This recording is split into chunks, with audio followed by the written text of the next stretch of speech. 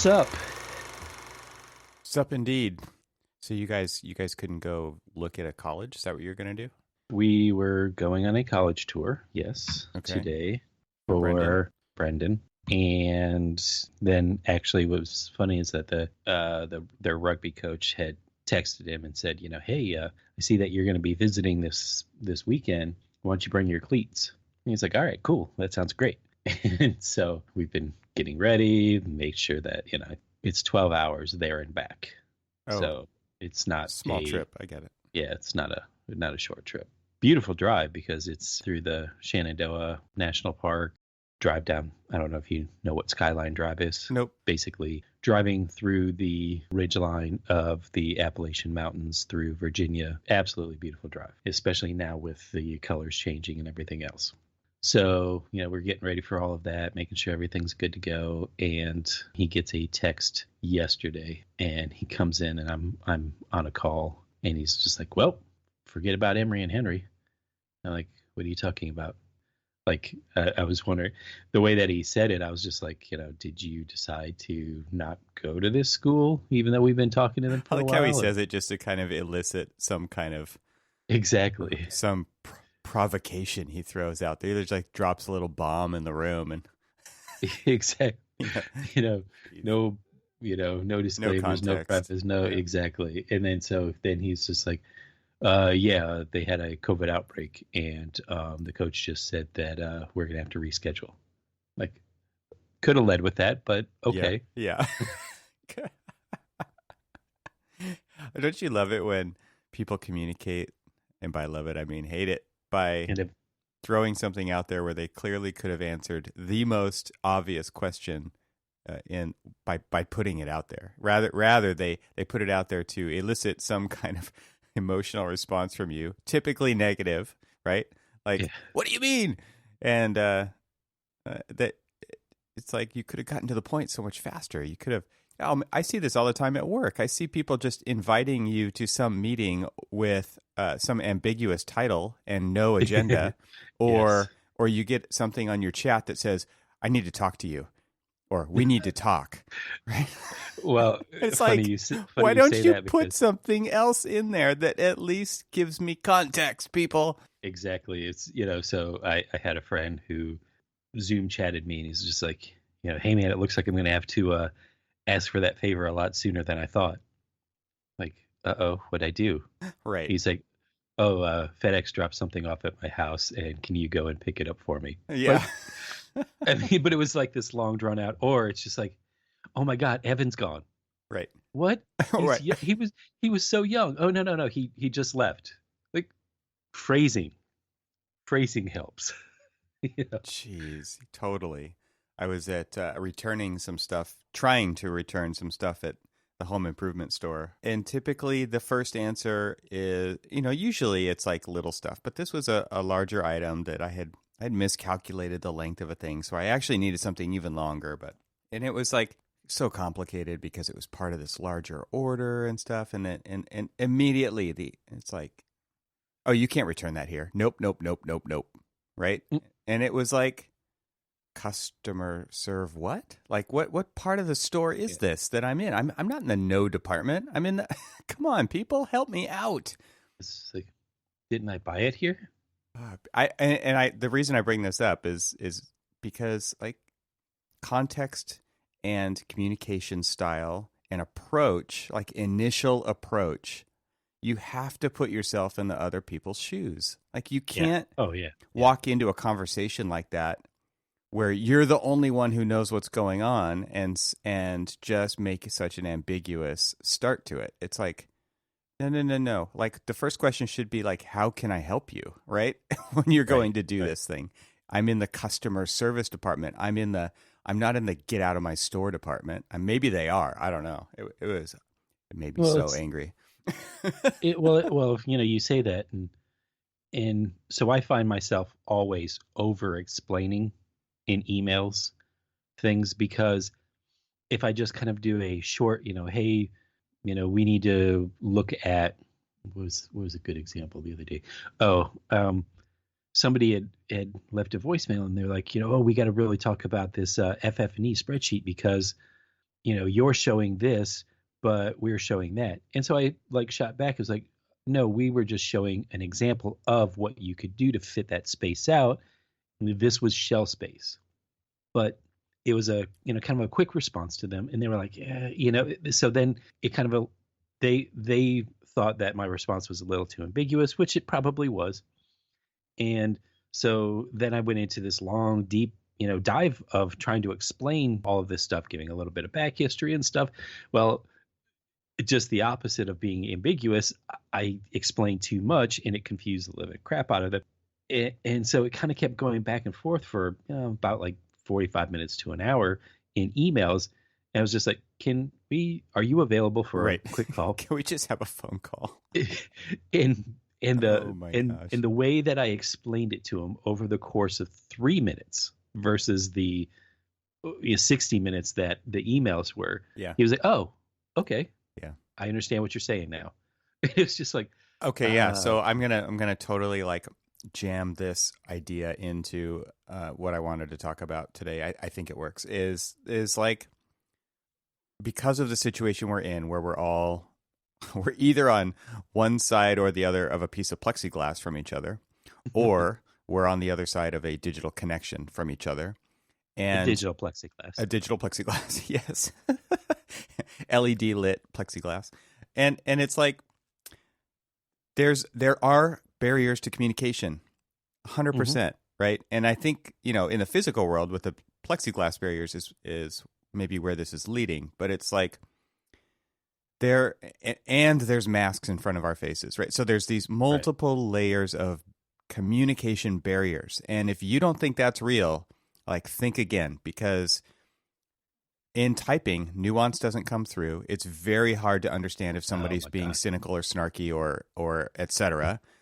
When typically they are, because this is just a comment driven world now online, right? It's like I'm going to go unload in the comments, and you can't tell if it's like really how somebody thinks or if it's just them being snarky and trying to rile something up, because it just doesn't come across in text. And so like you're talking about with these back and forth emails versus a phone call where you get more out of the conversation by hearing tone, by hearing cadence, inflections, like all of that stuff. You can tell if somebody's thinking about it or they know what they're thinking, right? There's definitely a difference there and it happens on this show, right? There's the times when we draw it out because we're thinking while we're speaking. And then there's times when we just know what we think.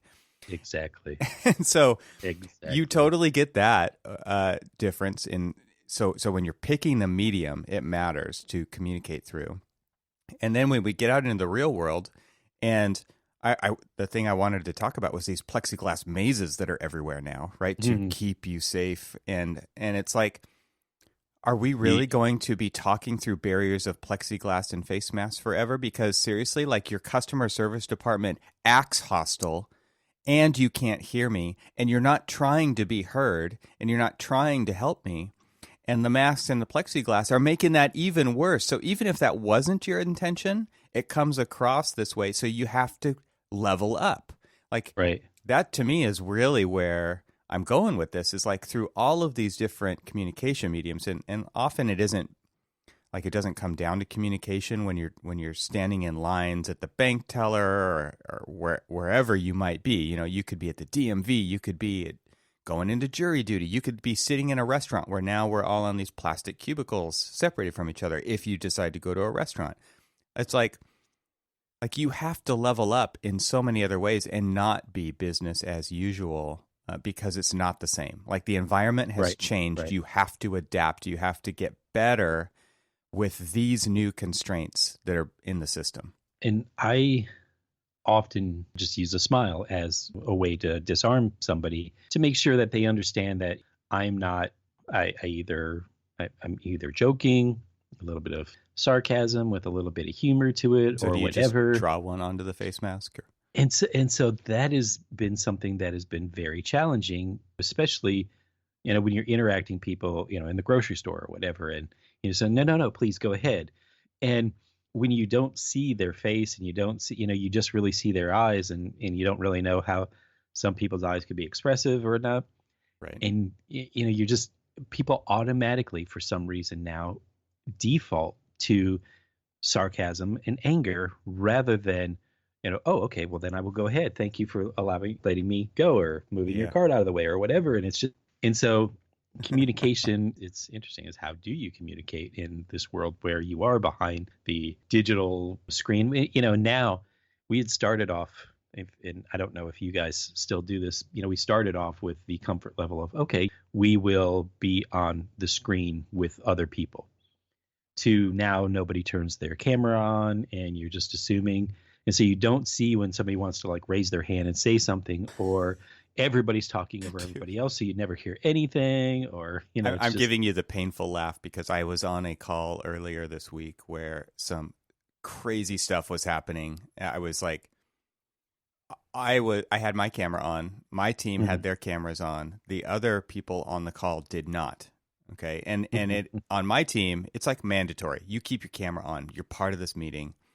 right. I want to see, and of course you can turn it off if you need to, but then you turn it back on when you don't, right? Like you do this because this is how we interact, right? And Right, and I know right. what you're talking about. You've definitely got some people who just never turn their cameras on, and or maybe they do when a certain person, like the CEO, is in the meeting, but not any other time, Yeah. right?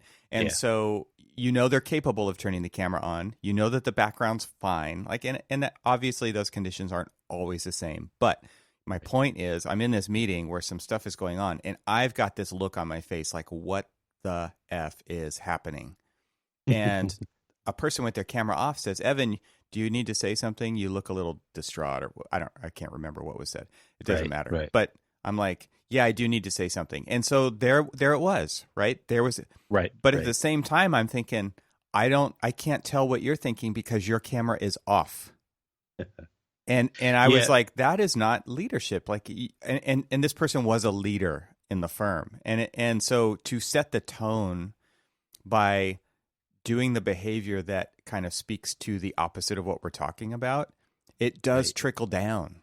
You have to, as a leader of a group, which this person was, and as a leader of my group, which I am, like I'm setting a tone, and Right, right. with that camera off, man, it was just like she called me out on my facial expression, and I could not do the same back. And you know what? Okay, fine. That's how it is. I'm not going to complain about it directly to her, but I'm going to complain about it on this podcast because it does bother me, like that we have these kind of, it's not a level playing field anymore when Right. it comes to that kind of stuff. So that reminds me of probably one of the last really good, robust meetings that I had in person with our client, and the senior person that we answer to on the client side in our conference room. And we're doing our design presentation.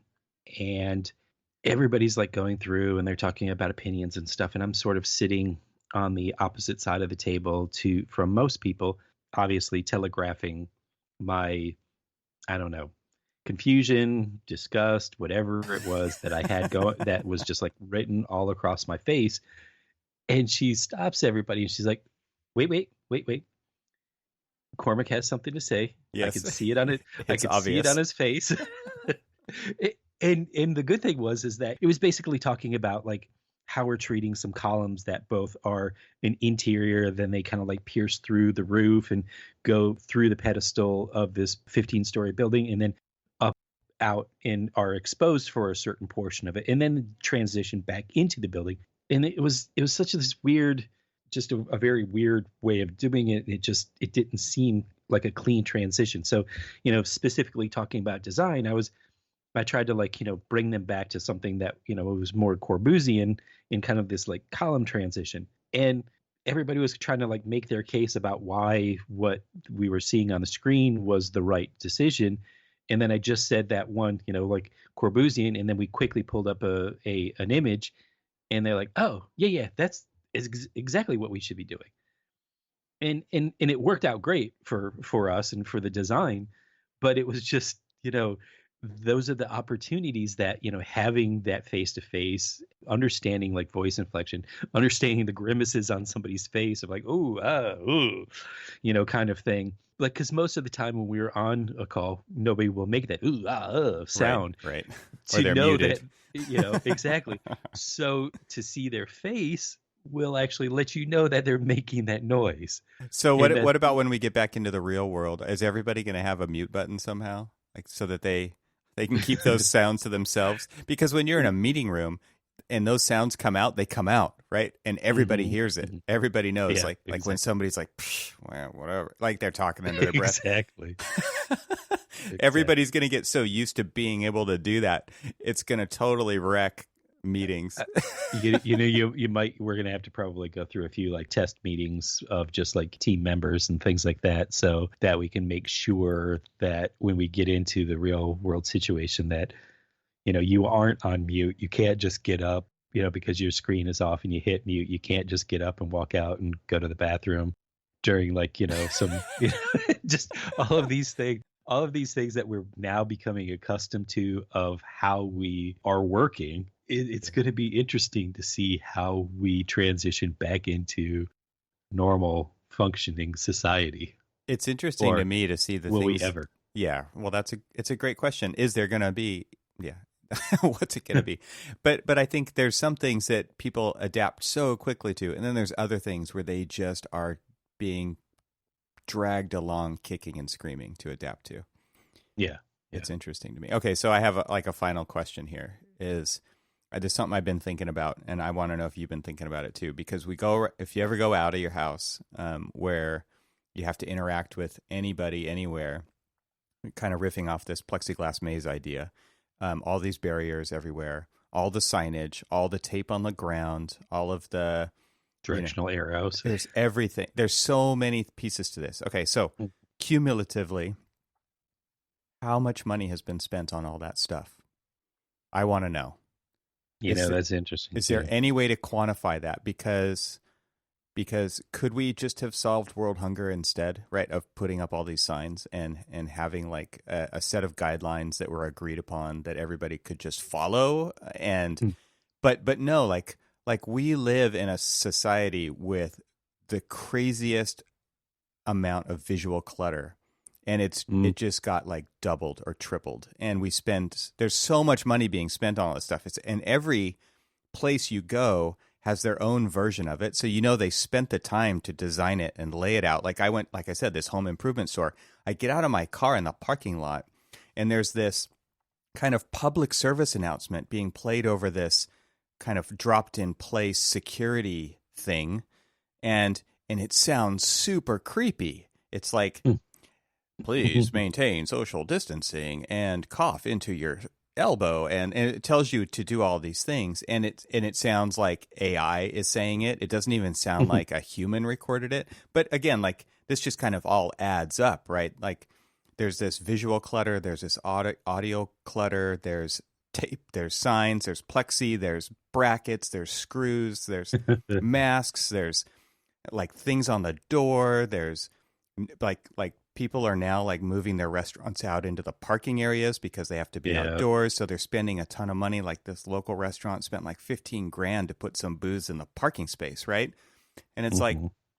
how much money did we spend? What else could we have done with all that would have just like solved a huge problem for the world?